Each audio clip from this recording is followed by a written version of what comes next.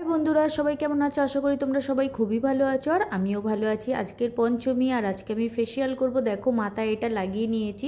এই নিয়ে আমি এত বড় হয়েছি 4 থেকে 5 বারই ফেসিয়াল করেছি, কিন্তু যখনই করেছি লোটাসের করেছি। এই ফার্স্ট টাইম আমি নতুন কিছু ইউজ করব আর সেটাই তোমাদের সাথে শেয়ার করব। বরকে বলেছিলাম কিছু কিনে দাও ফেসিয়াল কিট, তাও অনলাইন কিনে দিয়েছে হাইড্রা বুস্ট ফেসিয়াল কিট। নতুন এটা, তা ভাবলাম যে তোমাদের সাথে শেয়ার করি কীরকম কী ভালো বা খারাপ যাই হোক, তোমরাও দেখো। নতুন কিছু তো একটু ট্রাই করা অবশ্যই দরকার। জানি তো লোটাস ভালো, কিন্তু তা বলে নতুন কিছু ইউজ করতে ভয় পাবো তা বললে তো হবে না। আমি ভাবলাম যে ঠিক আছে করি। আর আমার না পার্লারে গিয়ে অতক্ষণ বসে বসে ফেসিয়াল করতে একদমই ভাল লাগে না, বাড়িতে নিজের মতো করে নিতেই আমার বেশি ভালো লাগে। কারণ ওটা 30 মিনিটে হয়ে যায়, আর পার্লারে গিয়ে বসে থাকলে কম করে 2 থেকে 3 ঘন্টা তো মনে হয় লেগেই যায়। আর তার আগে আমার ইবুসোনাকে দেখে নাও। ইবুসোনা নতুন হেয়ার ব্যান্ড পরেছে, নতুন চুড়ি পরেছে। কালকের মা মেয়ে আর ওর মামাও গেছিলো আমাদের সাথে, আমাদের বডিগার্ড। আমরা মা মেয়ে মানে সাজার জিনিস কিনেছি। আর এই দেখো আজকে ইবুসোনাকে মেহেন্দি পরিয়ে দিয়েছি 2 হাতে সুন্দর করে। কেমন হয়েছে ওর মেহেন্দি আর চুড়িটাও আর হেয়ার ব্যান্ডটা সব কেমন হয়েছে সেটাও বলো। আর আমিও পরে নিয়েছি আজকের মেহেন্দি, নেলপালিশ সব পরে নিয়েছি পুজো বলে। আর এই ফেসিয়ালটার দাম ছিল মাত্র 275 টাকা। আর কেমন কি হয়েছে সেটা কিন্তু ফুল ভিডিও দেখে তোমরাই বলবে যে কতটা ভালো আর কতটা খারাপ। আর এখানে 6 রকম স্টেপ আছে, 6 রকম স্টেপ পরপরভাবে করতে হবে। আর খুব সুন্দরভাবে লেখা আছে এর গায়ে, সেইটা পড়ে পড়েই কিন্তু আমি ফেসিয়ালটা করেছি। ফেসিয়াল করার আগে তোমরা একটা কাজ অবশ্যই করে নেবে, একটু ভাপ নিয়ে নেবে নিজের মুখে, তাহলে কিন্তু ওপেন পোর্সগুলো খুলে যায় আর ভালোভাবে ঢুকে যায় স্কিনের ভেতরে। আর আমার নাকে প্রচুর ব্ল্যাক হেড আছে, কারণ রান্নাবান্না করি তো তার জন্য। চলো স্টেপ নাম্বার 1 শুরু করে ফেলি। টিপ নাম্বার 1 হচ্ছে ক্লিনজার। অল্প ভেজা মুখে এইটা কিন্তু মাখিয়ে নিতে হবে, মুখে আর গলায়। মুখে লাগিয়ে ভালো করে সার্কুলার মোশন, দেখো আমি যেভাবে করছি হাত দিয়ে ঠিক এইভাবে করে নিতে হবে।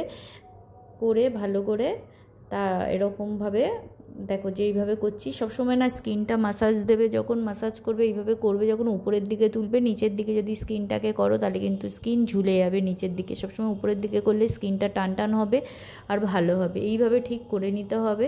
তারপরে এইটা মুখটাকে তোমার ভেজা তোয়ালে বা ভেজা রুমাল দিয়ে জলে ভিজিয়ে ভালো করে মুছে নিতে হবে। তো চলে দেখো আমি তোমাকে দেখিয়ে দিলাম, তোমাদের একটুখানি মেহেন্দি করেছি সেটাই।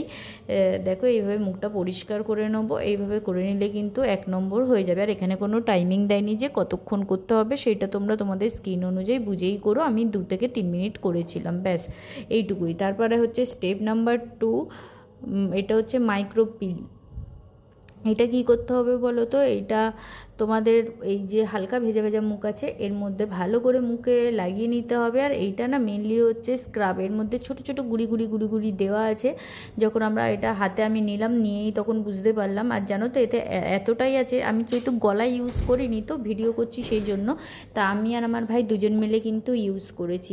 আর যদি আমি একা ইউজ করতাম, গলায় টলায় লাগাতাম ঘাড় গলায়, তাহলে হয়তো আমার পুরোটা লেগে যেত। যাক গিয়ে অনেকটা ছিল, আমি আর ভাই দুজন মিলে করে নিয়েছি। আর ভালো করে ওই একই প্রসেসে করে নিয়ে দেখো মুখটা কিন্তু এবারে ধুয়ে নিতে হবে। আগেরটাই বলেছিল ভেজা ন্যাকড়া মানে ভেজা রুমাল দিয়ে মুছে নিতে, এবারে কিন্তু বলেছে ধুয়ে নিতে। আর দেখো এখানে আমি তোমাদের দেখাচ্ছি, অতটা ভালো হয়তো দেখা যাচ্ছে না, যে আমার ব্ল্যাক হেডগুলো অনেকটাই পরিষ্কার হয়ে গেছে। এবার হচ্ছে দেখো 3 নম্বর হচ্ছে মাসাজ ক্রিম। এবারে এটা দিয়ে ভালো করে মুখটাকে কিন্তু মাসাজ করে নিতে হবে।